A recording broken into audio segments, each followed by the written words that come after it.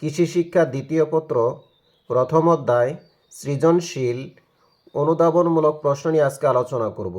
1. পুকুরে সার প্রয়োগ করা হয় কেন? ব্যাখ্যা করো। 2. পুকুরে চুন প্রয়োগের প্রয়োজনীয়তা ব্যাখ্যা করো। 3. মাছের অর্থনৈতিক গুরুত্ব ব্যাখ্যা করো। 4. রাজপুঁটি মাছ চাষ করা লাভজনক কেন? ব্যাখ্যা করো। 5. ফাইটোপ্লাঙ্কটন মাছের কোন ধরনের খাবার? 6. কি কি কারণে মাছ রোগাক্রান্ত হয়? ব্যাখ্যা করো। 7. চিংড়ি চাষ কেন লাভজনক? ব্যাখ্যা করো। 8. চিংড়িকে নিশাচর বলা হয় কেন? 9.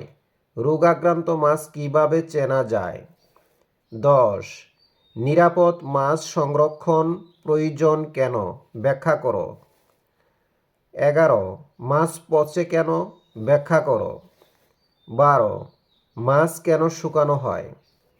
13. মাছ শুটকিকরণের প্রয়োজনীয়তা লিখো।